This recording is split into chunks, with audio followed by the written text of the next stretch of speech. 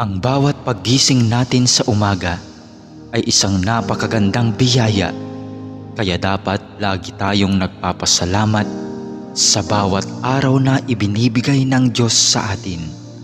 Kaya naman, manalangin tayo sa ngalan ng Ama na siyang lumikha ng langit at lupa. Amen.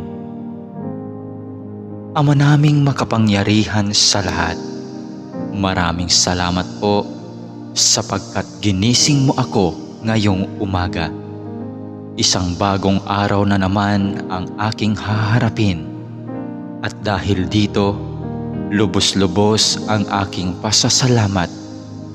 Sa unang mga sandali ng aking araw, nais kong mapuspos ng iyong biyaya at pagmamahal. Kaya narito ako upang makapiling ka sa panalangin. Bantayan mo ako at gawing ligtas sa buong maghapong ito. Ilayo mo ako at ang aking pamilya sa anumang masama. Maituon ko nawa ang aking pag-iisip, pananalita at asal tungo sa iyo. Nawa maging kalugod-lugod sa iyo ang lahat ng aking gagawin sa araw na ito.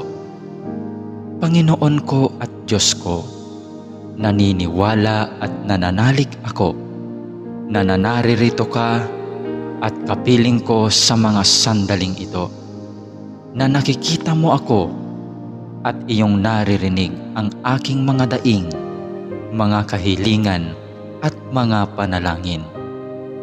Kaya naman, Panginoon, ngayong umaga, sa iyong presensya at pagdamay mo ako kumakapit upang maharap ko ng may katatagan at katapangan ang araw na itong ibinigay mo sa akin.